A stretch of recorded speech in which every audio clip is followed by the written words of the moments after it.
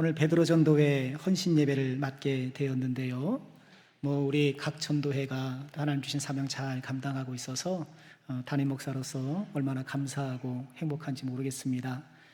그 가운데서도 우리 베드로 전도회는 우리 남성교회의 코어 전도회가 아니겠는가.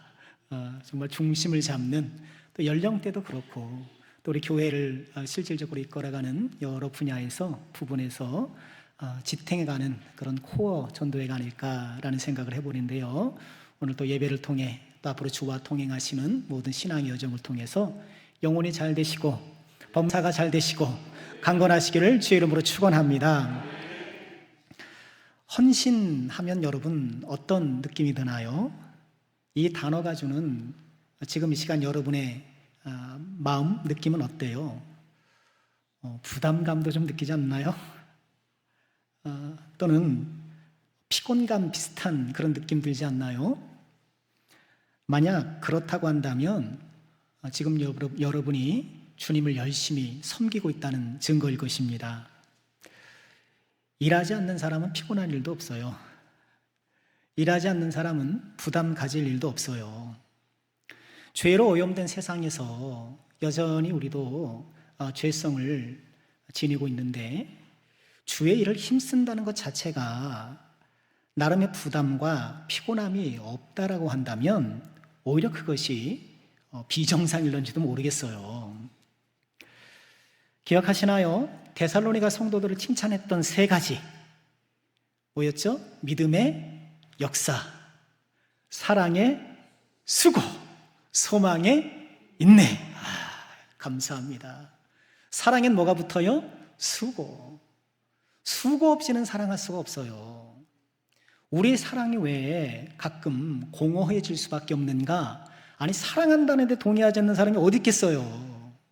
교회를 사랑해야 된다는 것에 그럴 필요 없습니다라고 말할 사람이 어디 있겠어요? 사랑은 하지만 수고는 하려 하지 않는 마음이 간혹 우리에게 있기 때문에 우리의 사랑이 허공을 맴도는 그런 사랑일 수도 있는데, 우리 사랑하는 모든 주의 종들, 우리 베드로 전도회 그리고 함께 예배하는 우리 모두가 이 사랑의 수고를 오히려 감사히 여기고 내가 주님을 사랑하면서 수고할 수 있다는 이 자체를 또 귀히 여기고, 물론 우리는 조심해야 될 것은요, 이런 부담감이나 이런 것들이 내 마음을 너무 많이 지배해서, 그렇죠, 우린 그런 취약성이 있거든요. 신앙생활 열심히 함에도 불구하고 이런 사역에 대한 부담감이나 부정적인 감정이 너무 많다 보니까 그것이 내 마음에 대세적인 감정이 되기 쉽거든요. 그래서 우리가 뭘 해야 되나요? 항상 기도하고 항상 성령을 통해서 새 힘을 부여받고, 그래서 우리 마음이 날마다 새로워지고 성령의 힘과 능력을 공급받아야 되는 거예요. 무엇보다 우리가 주를 섬기고 헌신할 수 있는 기회가 있다는 것이 얼마나 감사한 일인가. 우리 이것을 잊지 말아야 돼요. 지난 봄에 대신방 끝나고 제 요양원에 계신 어르신들을 두루두루 좀 신방을 했었는데요. 이제는 기력도 많이 떨어지시고 기억력도 많이 떨어지시고, 가서 뵙는데 저를 기억하는지 안 하는지조차 잘 모르겠는 거예요. 웃으면서 환영을 해주시는데 이전 그런 기억이 없으신 것 같더라고요. 언젠가 우리가 예배하고 싶어도 예배할 수 없고, 찬송하고 싶어도 찬송할 수 없고, 헌신하고 싶어도 헌신할 수 없는 때가 올 수 있다는 것을 우리가 기억하고요, 오늘이라는 시간에 나에게 하나님께서 헌신의 기회를 주셨을 때 힘써 섬기시고 은혜를 누리시길 주의 이름으로 축원합니다. 아울러 우리 요양원의 어르신들 하나님께서 꼭 붙잡아 주셔서 그의 선하시고 강한 손 가운데 함께 해주시기를, 여러분 아울러 기도해 주시기를 부탁드리겠습니다. 우리가 무엇에 헌신을 해야 될까요? 헌신의 방향을 우리가 잘 잡아야 되잖아요. 몇 가지를 생각해 봤어요. 먼저는 직분에 헌신하는 것이죠. 우리가 흔히 교회에서 헌신 예배를 드리고 헌신이라는 이 단어를 생각할 때 가장 먼저 연상되는 단어 역시 직분이에요. 헌신의 기본은 직분에 헌신하는 것이 아닌가. 너무너무 중요하죠. 하나님께서 교회에 성령의 은사를 주시고 또 여러 직분을 주시고 사역을 주셔서 교회를 이렇게 세워나가시는데, 나에게 이런 크고 작은 직분 이런 걸 주셔서 헌신하도록 하신 것에 대해 감사하면서 내 직분에 헌신하는 것이 참 중요해요. 우리의 헌신의 한 방향은 우리의 직분이어야 해요. 또한 우리는 직분뿐만 아니라 직업에도 헌신해야 되겠죠. 직업에도 헌신해야 돼요. 잘 아시는 것처럼 우리의 헌신의 울타리가 다만 교회가 아니고 우리 인생 전반이잖아요. 우리 인생 전반에 그리스도의 신실한 제자로 살아가는 이 제자도에 헌신하는 것이 우리가 꼭 필요한데, 그 가운데 하나가 내가 직업에 헌신하는 거예요. 우리 성가대 끝송 찬양 저번에도 말씀드렸잖아요. 어느 분 신방을 갔더니 우리 성가대 찬양의 은혜를 받는데 특히 끝송의 은혜를 받는다는 거예요.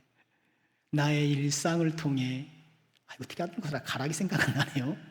일상을 통해 하나님 나라, 일상을 통해 하나님께 영광을, 뭐 그런 거잖아요. 그죠? 하여튼 일상이잖아요. 저는 그 가사를 한 번도 깊이 생각해 보지 못했어요. 왜요? 축도 끝나면 빨리 원고 챙겨야지, 빨리 구두 갈아 신고 빨리 나가서 인사할 생각에, 성가대가 끝송을 찬양합니다만 그거 귀담아 들을 새가 없었어요. 그런데 그분이 그렇게 말씀하시는 걸 보니 그러네. 그렇죠. 일상을 통해 하나님의 나라를 이루어나가는 것, 일상을 통해 하나님 나라를 이루어가는 그 일 가운데 나의 절대적 시간, 압도적인 시간을 할애하는 직업에 헌신하지 못한다고 한다면 여러분, 우리는 헌신하기가 어려운 것이죠. 우리 개혁주의 신학은 어떻게 직업에 대해서 이해합니까? 다만 생계수단이 아니라 하나님의 소명으로 간주해서 하나님의 영광을 드러내는 수단으로 우리에게 주신 것으로 이해하고 있잖아요. 이 직업을 통해 나를 부르셔서 이 직업 수행을 통해서 하나님께 영광을 올려드리는 것. 그래서 빛과 소금의 비유도 같은 맥락일 것이고, 하나님의 아름다운 덕을 선전하라는 그 말씀도 동일한 선상에 있는 것일 거예요. 비록 이 세상이 얼마나 부조리합니까? 그리고 우리 직장 생활하시는 우리 베드로, 우리 전도 회원들도 마찬가지입니다만, 회사가 나를 그렇게 아껴주고 우대하지 않잖아요. 세상이 그렇잖아요. 그래서 요즘 젊은이들은 자꾸 바꾼다고 하잖아요. 물론 필요에 따라서 바꿔나가는 것도 당연히 우리 지혜 가운데 하나겠지만, 중요한 것은 우리는 내가 종사하는 회사에 성실한 사람이 되어야 된다는 거예요.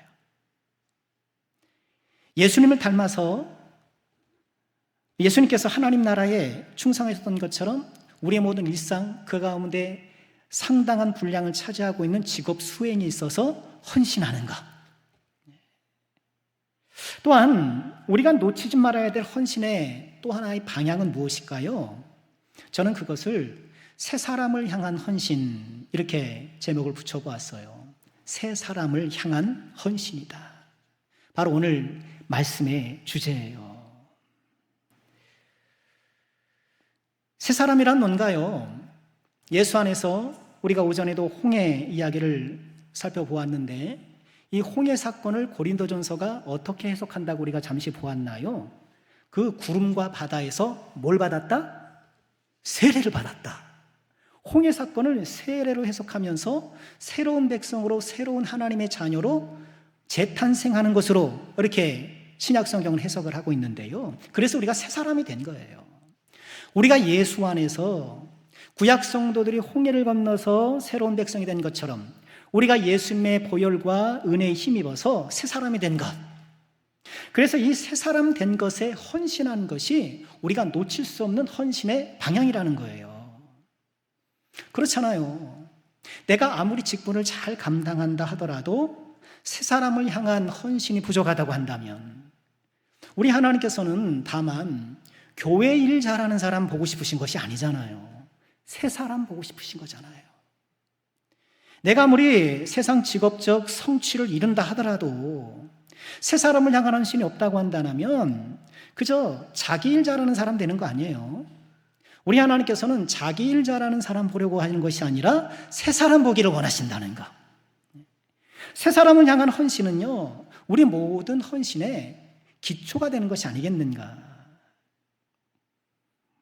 우리 사랑하는 모든 죄종들, 저를 포함해서 우리 모두가 예수 안에서 새 사람을 입게 되었는데 이 새 사람 됨됨이에 헌신하는 우리 모두가 되길 주의 이름으로 축원합니다.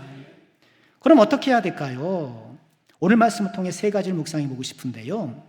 첫째로 총명을 밝혀야 합니다. 우리 18절 말씀 우리 함께 보실까요? 같이 읽죠. 시작. 그들의 총명이 어두워지고 그들 가운데 있는 무지함과 그들의 마음이 굳어짐으로 말미암아 하나님의 생명에서 떠나 있더라. 지금 이방인의 사례를 들어서 지금 이 말씀을 받고 있는 에베소서죠. 에베소 성도들도 예수 믿기 전에 이방인이었잖아요. 그때를 이제 회고시키면서 총명이 어두워졌던 그때가 있었지 않았는가. 총명 없이 살았던 무지하고 마음의 굳어짐으로 하나님의 생명에서 떠나 있었던 그 시절이 있었지 않느냐. 우리가 그 시절을 돌아보면서 다시는 그러지 말아야 한다. 취지의 말씀이에요. 오늘 18절 말씀에 총명이 등장하는데 총명은요, 사고, 이해, 인식, 가치관 다양하게 번역이 돼요. 영어 성경을 보니까요, understanding, 이해 이렇게 번역을 했는데요. 다만 어떤 상황을 이해하는 것만이 아니라 총명은 이렇게 정의할 수 있을 것 같아요. 말씀의 창으로 세상을 바라보는 것. 이게 총명이에요. 우리가 예수 안에서 얻는 은혜 가운데 하나가 총명의 은혜잖아요. 말씀의 창을 통해서, 믿음의 창을 통해서 세상을 바라볼 수 있는 이 총명의 은혜를 우리에게 주신 거예요. 새로운 이해력을 얻은 거예요. 이전에는 교회 밖에서는 어땠나요? 그저 이 세상이 우연히 있다가 뭐 어쩌다가 탄생했고 이 세상이 처음부터 그냥 있었던 것을 알았지만 예수 안에서 하나님께서 창조하신 세상이요, 하나님께서 섭리로 이끌어가는 세상이라는 것을 알게 되잖아요. 그 총명, 그 이해력을 얻잖아요. 이전에 내 인생이라는 것은 내가 좀 남에게 피해 안 주고 성실하게 일해서 잘 먹고 편안하게 사는 것, 그것이 참 귀한 거지. 그렇게만 생각했는데 예수 안에서 어떤 총명을 얻어요? 어떤 이해력을 얻어요? 이 세상에 고귀한 삶이란 하나님의 영광을 위해서 사는 삶이라는 총명을 얻는 거예요.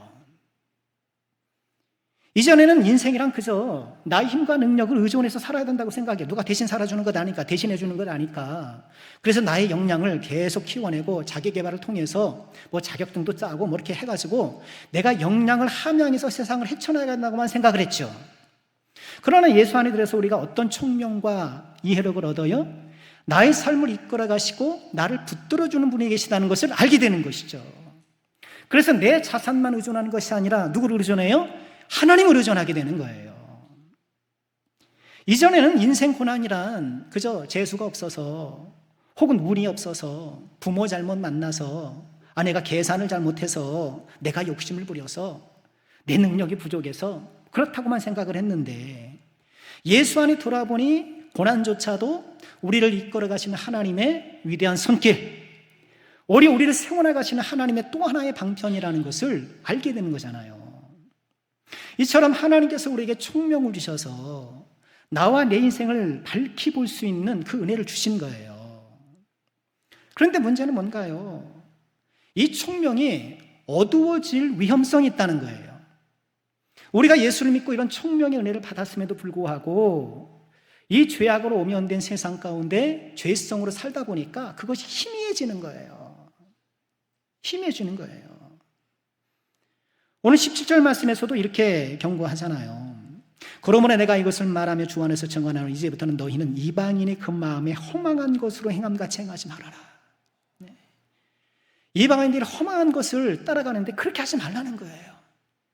그런데 생각해 보세요. 이방인들의 허망한 것이라고 이야기하는 이 관점은 믿는 사람의 관점이지 이방인 그 자신들의 관점은 아니에요. 그렇죠? 우리는 허망하다고 보지만 그들은 허망하다고 보지 않아요. 그것이 귀하다고 봐요. 인생 성공이 우리는 허망하다고 믿음의 총명 안에서 바라보면 그것이 전부가 아니라고 생각하는데 그 사람들은 그것이 전부인 듯 생각을 하기 쉬워요. 문제는 우리가 자꾸 그렇게 총명을 잃어버려서 이런 어두운 총명 안으로 들어갈 위험성이 있다는 거예요. 여러분 그렇잖아요. 우리는 믿음 안에서 어떤 총명을 얻었나요? 돈을 사랑함이 일만하게 뭐다? 돈을 사랑함이 일만하게 뭐다? 뿌리다. 일만 악을 파들어가다 보면, 뿌리를 찾아 들어가다 보면 거기 뭐가 있더라? 돈을 사랑함이 있더라. 정말 그렇잖아요. 왜 전쟁합니까? 왜 전쟁하나요?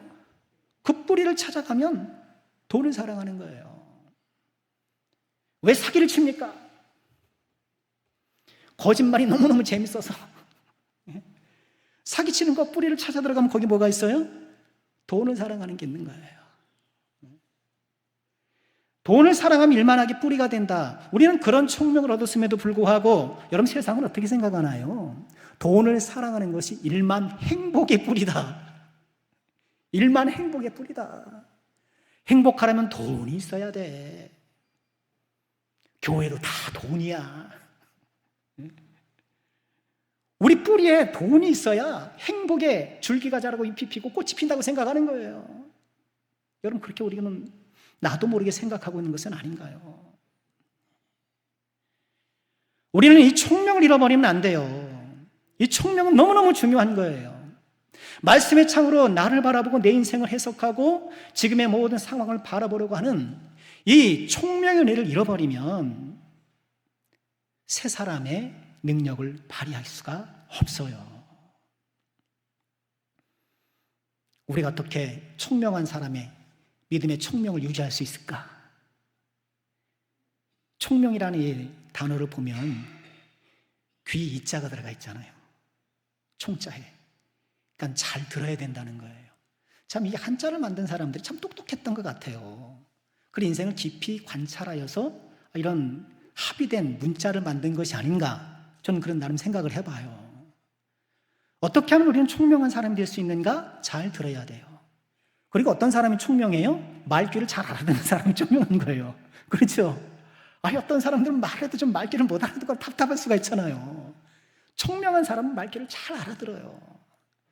우리가 영적 총명을 유지하고 우리의 총명에 반짝반짝 빛나려면 어떻게 해야 될까요? 하나님의 말씀을 잘 듣는 사람이 돼야 돼요.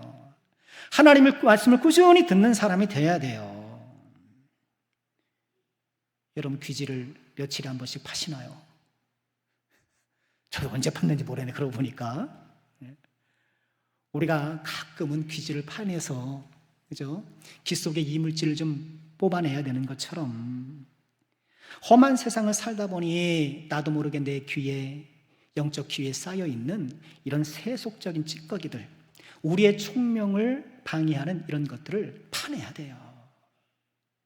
우리 사랑하는 모든 죄종들, 하나님께서 어두운 세상에 하나님의 말씀의 빛을 밝히며 살아가도록 우리에게 주신 이 총명의 은혜를 꼭 기억하시고 나의 믿음의 총명, 말씀의 총명이 어두워지지 않도록 늘 하나님 말씀을 가까임을 통하여서 총명한 하나님의 사람으로 살아가는 우리 모두가 되길 주의 이름으로 축원합니다.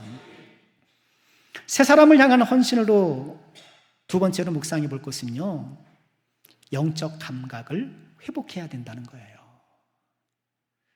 우리 19절 말씀 같이 한번 읽어볼까요? 자, 함께 하죠. 시작. 그들이 감각 없는 자가 되어 자신을 방탕에 방임하여 모든 더러운 것을 욕심으로 행했다. 옛사람의 행태를 지적하는 거죠. 새 사람 되기 전에 옛사람 어땠다는 거예요? 영적 감각이 마비되어서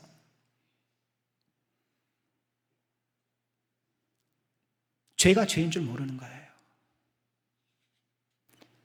신약 성경이 쓰여질 당시 로마 사회가 그랬어요. 굉장히 음란했잖아요. 음란했어요. 이방 신전에서 들어지는 그 이방 제사 가운데 여성 사제들이 있었고 그 사제들과 성적 행위를 하는 것이 일반적이었단 말이에요.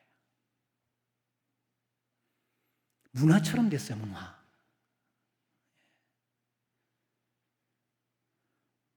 그런데 예수 안에서 우리가 얻어진 총명에 따라서 그것이 죄라는 것을 알게 됐잖아요. 그런데 여전히 그 세 속에서 즐겼던 것들을 벗어내지 못함으로 말미암아 방탕하게 되고 영적 감각을 잃어버리게 된 거예요. 양심에 확 맞는다 그러잖아요.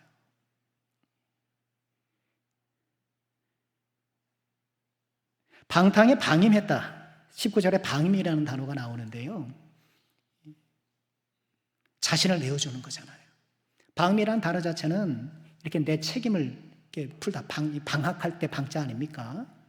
방학이 공부를 내려놓는 거라면 방임은 자신의 임무를 내려놓는 건데, 근데 원어적 의미를 보면은요, 나를 내어주는 거예요. 방탕에 나를 거기다 던져놓는 거예요. 예수 밖에서는 혹 그랬을지 모르지만 예수 안에 들어오면서 마땅히 정리해야 될 부분들이 정리되지 못한 것, 그리고 예수 안에 들어오면서도 불구하고 나의 모든 생활을 정돈하지 못함을 통하여서 그런 악한 영향력을 지속적으로 받는 상황. 아브라함의 조카 롯을 보세요. 베드로 후서는 이 롯에 대해서 이렇게 평가를 해요. 무법한 자들의 음란한 행실로 말미암아 고통당하는 의로운 롯. 롯을 의롭다고 얘기해줘요.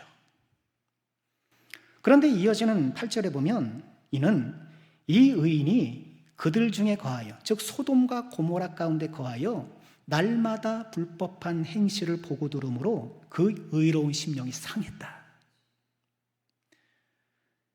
앞서 7절에서는 의롭다고 했는데 8절에서는 그 의로움이 상했다, 이렇게 얘기를 해요. 물론 여기서 말하는 의로움이라는 것은 예수를 믿을 때 오늘날 신약 성도 우리들에게 적용해지는 그런 예수를 믿음으로 주어진 신분적인 의가 뭐 달라진다 이런 얘기는 아니잖아요. 우리의 거룩한 행실. 여러분, 나의 의로움은 정상적인가? 상했는가? 우리 음식 상하면 못 쓰잖아요. 이제 날 더워지니까 음식 상하기 쉬운데, 음식 상하지 않으려면 어디다 넣어야 돼요? 뭐 냉장고에 넣어요? 뱃속에 넣으면 되지. 냉장고 넣기 전에 뱃속에 넣으면 돼요. 물론 냉장고에 잘 보관해야 되죠. 음식이 상하지 않도록 잘 보관하는 것처럼 나의 의로움이 상하지 않도록 잘 관리하는 것이 필요하다는 거예요. 영적 감각이 살아있다는 것은 죄책감이 살아있는 거예요.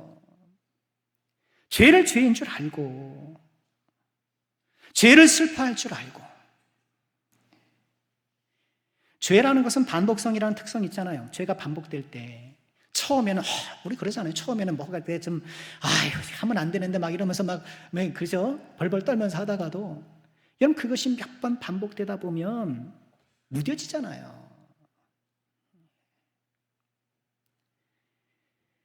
우리는 죄책감이 좀 살아있어야 돼요. 물론 여기서 말씀드리는 죄책감은 나를 무너뜨리는 파괴적 죄책감이 아니라 나를 새롭게 하는 건설적 죄책감이죠. 그런 죄책감이 있어야 돼요. 영적 감각이 살아있다는 것은 부끄러움을 아는 거예요. 부끄러움을 아는 거. 부끄럽다는 게 뭔가요, 여러분? 우리는 부끄러운 게 뭔가요? 저는 이렇게 정의해봐요. 본연의 역할을 하지 못할 때 느끼는 감정, 부끄러움이에요. 축구 선수가 똥볼을 차면 부끄러워해야죠. 월드컵 떨어졌죠? 32강. 아니 무슨 실력으로 그렇게 돼야지, 무슨 뭐 고사 지내듯이 막 다른 팀 어떻게 해달라고 막 이렇게 하는 것처럼 기다린다는 게 참 이게 말이 되는가? 예? 부끄러울 줄 알아야죠, 그죠? 연주가가 뭐 그냥 취미로 하는 사람이야 뭐 그렇게 쓰겠습니까만, 그죠? 프로 연주가 직업으로 연주하는 사람이 삑사리가 나면 좀 표현이 좀 그렇습니다만, 그죠? 삑소리가 나면 부끄러워야죠.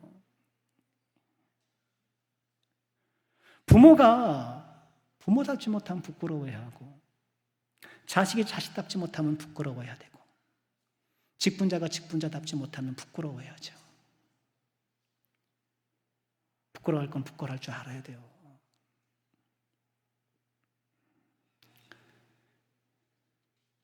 물론 세 사람이 모든 면에서 완전무결한 사람일 수는 없죠. 세 사람은 영적 감각이 살아있는 사람, 거룩한 죄책감이 살아있고 부끄러워할 줄 아는 사람이 세 사람인 거예요. 조선시대 선비는요, 혼자 방 안에 있어도 천정에 부끄럽지 않으려고 의관을 정비하고 책을 읽었대요. 하나님 앞에, 사람 앞에 부끄럽지 않은 성도가 되고자 하는 것, 세 사람의 삶의 자세인 거예요. 자, 마지막으로 세 사람을 향한 헌신은 무엇일까요? 하나님을 따라야 되는 거예요. 하나님을 따라 행하는 것입니다. 우리 23절, 24절 또 다시 한번 같이 읽어볼까요? 함께 합니다. 시작. 오직 너희의 심령이 새롭게 되어 하나님을 따라 의와 진리의 거룩함으로 지으심을 받은 새 사람을 입으라. 이 말씀 귀해요. 먼저 뭐가 변화되어야 돼요? 심령이 변화되어야 돼요. 이게 중요해요. 내 마음에 근본적인 뉴턴이 있어야 되는 거예요. 나 새 사람이 되고 싶고, 내가 새 사람으로 살고 싶은 이런 거룩한 욕망들이 내 안에 있어야 돼요. 이게 부족해서 안 되는 거예요. 하나님께서 우리에게 주신 귀중한 능력이 뭔지 아세요? 하고 싶은 것은 해내는 능력이에요. 어지간하면 하고 싶은 건 해요. 우리의 심령이 새롭게 되어서 그 다음에 뭐예요? 하나님을 따라, 하나님을 따라. 하나님을 따르기로 하는 사람이 새 사람이죠. 새 사람은 항상 하나님을 따르는 것을 우선순위로 하는 사람이죠. 그래서 오늘 우리가 다시 한번 헌신을 다짐하는 이런 예배 드리는 것 아닐까요? 우리가 헌신 예배를 통해서 다시 한번 우리의 마음을 잘 추스리고 정리정돈해서 하나님의 말씀을 따르려고 하는 사람이 되려고 하는 것. 우리는 뭔가 잘 따르는 사람들이에요. 알게 모르게. 어떤 사람은 본능을 잘 따라요. 배고프면 먹고, 피곤하면 자고. 이런 사람들은요, 대개 걱정 안 해도 돼요. 알아서 다 먹어요. 우리 사모가 저에게 걱정하지 않는 한 가지가 있어요. 알아서 잘 먹어요. 알아서 때 되면 잘 먹습니다. 인사치레로 묻는 거예요. 점심 먹었냐? 저녁 먹었냐? 알아서 다 먹습니다. 본능에 충실한데. 우리는 본능을 따르기가 쉬워요. 또 우리는 감정 따르기 쉽죠. 감정 따르기 쉽어요. 어떤 일을 하고 안 하고는 내 감정이 결정해. 좋으면 하고 싫으면 안 해. 본능에 따르는 사람은 덜 걱정해도 되는데요, 이 감정을 따르는 사람은 좀 걱정이 많이 돼요. 감정을 따르니까 화도 잘 내고 뭔가 좀 일을 그르치기 쉬워요. 어떤 사람은 이익을 따르죠. 어떤 선택을 할 때 이익이 되는가 안 되는가. 어떤 사람은 관습을 따라요. 사람들 어떻게 하는가. 남들 다 하는데 뭐. 이렇게 관습을 따라요. 나는 무엇을 주로 따르나요? 우리 새 사람, 하나님의 사람들은요, 하나님을 따라야 되는, 말씀을 따라야 되는, 그리스도를 따라야 되는 사람인 줄 믿습니다. 우리는 그런 사람이 되기를 정말 소망해야 돼요. 그리스도를 따른다는 것은 무엇일까요? 예수님을 본받아 예수님 말씀을 따르는 것인데,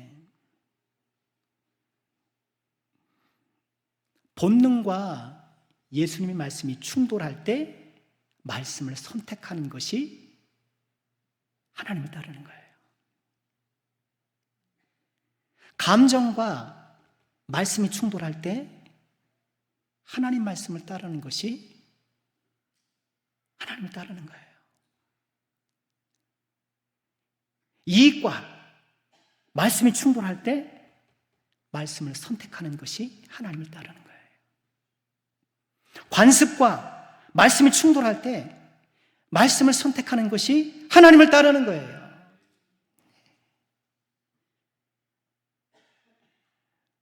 믿음은 선택이에요. 새 사람은 믿음의 선택을 하는 사람들. 우리 내일부터 또 한 주간을 살아갈 것인데요, 우리 사랑하는 모든 주의 종들, 이 교회 탑안에 있어서 교회 탑안에서 말씀이나 준비하고 신방이나 하고 이런 목사에 비해서 우리 베드로 전도회 우리 헌신자들 이제 세상의 최일선에서 예수 믿지 않는 그 세상에서 고분분투하며 살아가는 분들 아닙니까? 이런 선택의 순간, 본능과 말씀이 충돌할 때, 나의 감정과 말씀이 충돌할 때, 이익과 말씀이 충돌할 때, 관습과 말씀이 충돌할 때 말씀을 선택하시는 능력의 종들 되시길 주 이름으로 축원합니다. 그럴 때 우리가 나에게 부어주신 새 사람의 은혜가 더 아름답게 세워지는 거예요. 말씀을 마치려고 합니다. 며칠 전 뉴스를 보니까 이런 뉴스가 나오더라고요.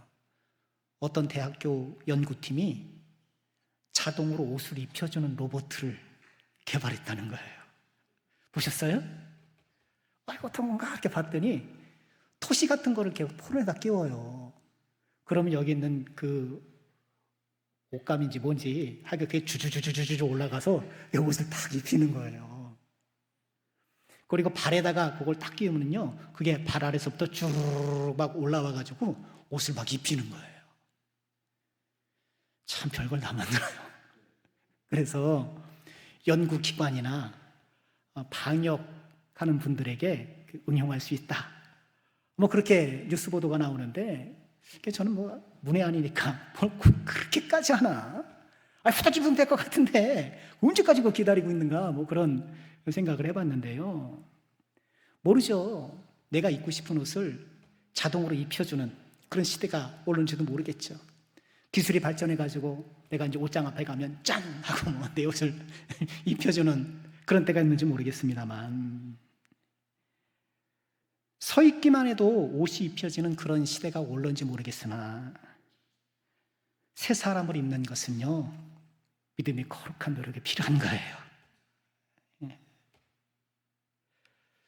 나에게 주신 새 사람이라는 옷을 믿음의 거룩한 수고를 통해서 아름답게 가꾸어야 될 책임이 우리에게 있는 것이에요. 왜 그러잖아요. 정말 심신이 고달프고 피곤할 때는 먹는 것도 귀찮고 옷 입는 것도 귀찮고, 그러신 적 있으신지 모르겠어요. 옷 입는 것도 귀찮다. 네. 우리 그럴 수 있어요. 이 세상 살다 보니 목사님 말은 좋은데요, 새 사람 입는다 어쩐다, 참 말은 좋은데요, 골치 아픕니다.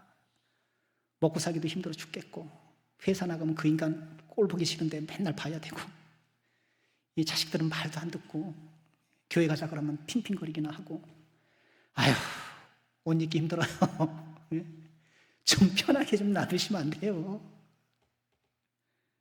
그런데요, 가장 중요한 게 옷 입는 거예요. 가장 중요한 게 옷 입는 거예요.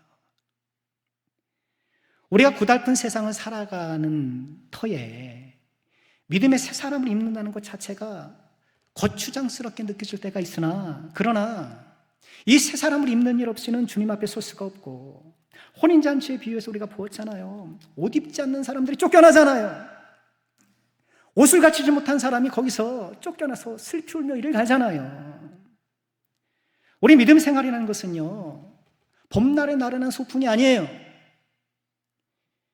영적 전쟁에 비유하고, 그래서 갑옷을 입으라고 말씀하고, 그렇죠, 치열한 싸움이 있다고 얘기를 하고, 예수님이 어떻게 살았는지를 보고 사도들이 어떻게 살았는지를 보면 우리가 다시 한번 믿음을 일깨워서 지금도 우는 사처럼 삼킬 자를 찾는 이 마귀의 어슬렁거림 앞에서 우린 다시 한번 믿음에 깨어있어서 새 사람 있기를 더욱 힘쓰는, 이 새 사람 입는 일에 즐거이 헌신하는 우리가 꼭 돼야 되겠습니다. 우리 22절, 24절을 함께 읽고 말씀 마치도록 하겠습니다. 우리 같이 한번 읽을까요? 22절부터 24절입니다. 함께 합니다. 너희는 유혹의 욕심을 따라 썩어져가는 구습을 따르는 옛사람을 벗어버리고 오직 너희의 심령이 새롭게 되어 하나님을 따라 의와 진리의 거룩함으로 지으심을 받은 새 사람을 입으라. 아멘. 기도하겠습니다.